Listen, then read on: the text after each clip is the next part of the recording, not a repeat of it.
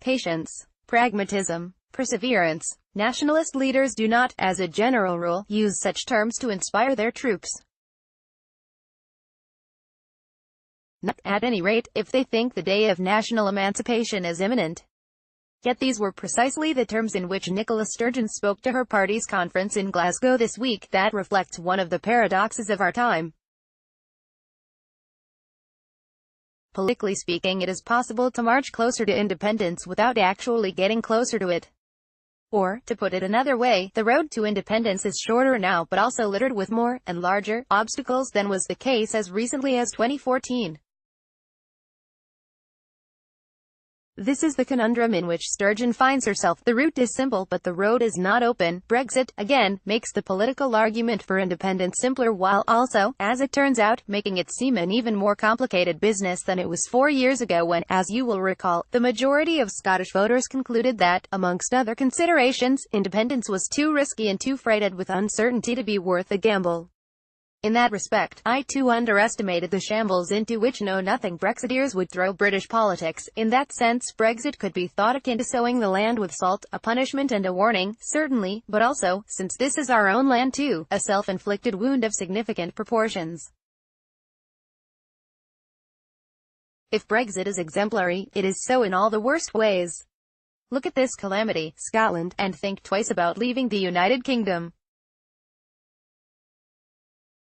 It won't be as quick or as simple or as inexpensive a business as you think. That might even be true.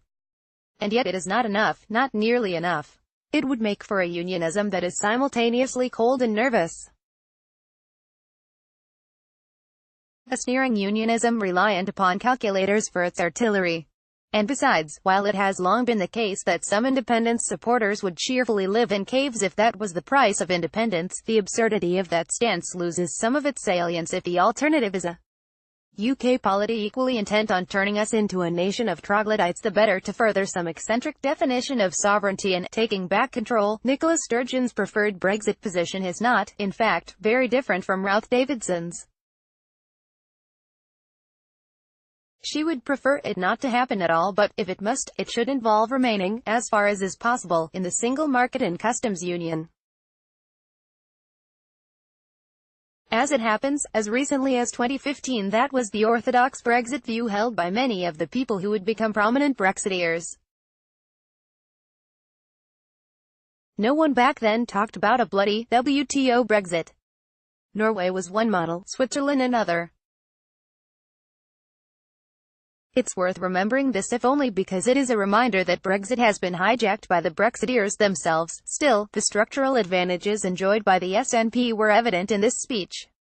The party can take credit for everything that is good, or even moderately useful, in Scotland while pinning the blame for everything that's disagreeable on Westminster, and its system, that prevents the full flowering of the Scottish people. Good news us, bad news them. Only the SNP will stand up for Scotland. As with most political speeches, there is some sleight of hand here. When Sturgeon boasts of her government's progressive credentials, she happily omits to mention that some of them are made easier by the unique way in which Scotland is funded. I don't, of course, expect anything different. Those are the conventions, and, in any case, there was a coherence to Sturgeon's speech that contrasted significantly with most of the speeches delivered at the Conservative conference last week. When you watch Sturgeon talk, you know exactly the kind of politics in which she believes, and you gain a clear picture of the kind of country she thinks Scotland can, and should, be.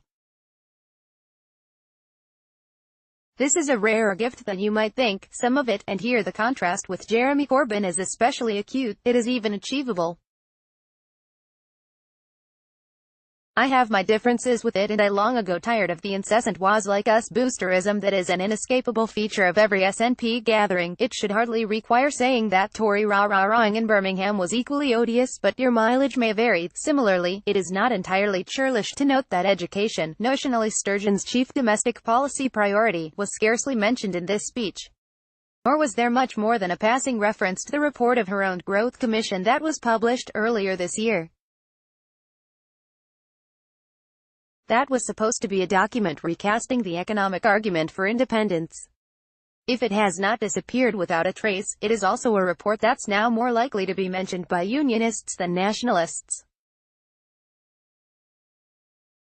It admitted too much reality, you see, but, as I say, in times such as these there is something gratifying about speeches made by politicians who are obviously adults. A low bar, but, like all such obstacles, one worth clearing. There is a distinction to be made between the majority of the people who actually attend SNP conference and the keyboard-dwelling cybernets and flag people who have been marching through Scotland's cities all summer demanding freedom now. Despite what some people think, the activists, the ones who do the actual work, are generally a patient lot. Many of them have been waiting all their lives for independence. They know they can wait a little longer. Nicola Sturgeon, who joined the party in 1986 when she was still in high school, knows this. Her credentials and commitment to the cause are unimpeachable. So when she counsels patience, the party will listen. The SNP is a kind of family and, moreover, one that's more united than most actual families. The Braveheart and Bullshit Brigade do not run the show, and at its best, a standard not always reached. Admittedly, the SNP is the most boring nationalist party in Europe. You can disagree with them on plenty while allowing there are worse things than that. Of course some things may change, and of course the party must be kept on maneuvers. Brexit is a disaster but also an opportunity. To the lifeboat's citizens. But there is also a growing acceptance that in the absence of something turning up, there'll be no new independence referendum before the next Holyrood election. The possibility there might be one at some future point, however, remains real. Indeed, Theresa May's mantra, "Now is not the time," concedes as much. The 2021 Scottish parliamentary elections will be fought at a time when, at long last, the shape of Brexit is just about clear enough. If that election produces a pro-India Ref2 majority elected on a clear promise to hold such a referendum, it is difficult to see how the UK government could enjoy the kind of moral authority that could prevent another plebiscite. At present, the opinion polls do not suggest there will be such a majority, but it will, as matters stand, be a damn close-run thing. The saving grace is that by then the SNP will have been in office for 14 years and, like all governments of such an age, be showing some signs of decrepitude. Equally, for now anyway, the more Nicola Sturgeon talks about independence, the more she hardens opposition to her plans. Leveraging Brexit for her own aims is, while understandable, also risky and in some vague sense a form of gamesmanship. This is the same reason the campaign for a so-called people's vote seems doomed to me. It's not quite a done thing. This was a speech organized around the central theme of this conference, hope. Now hope is not, as Nicola Sturgeon knows, enough, but it's a start. Even more so at a time when, with some reason, don't know, continues to outperform Theresa May and Jeremy Corbyn when the question is, who would make the better Prime Minister? These are banner days, you understand, for, don't know. Now, sure, it is easy, and perhaps necessary, to scoff at the invitation to consider just how much more hope will be possible after independence, and note that this is a good thing since greater supplies of hope might also be necessary. In gloomy times even a candle can be a powerful thing. It's not enough, of course, or at any rate not enough right now.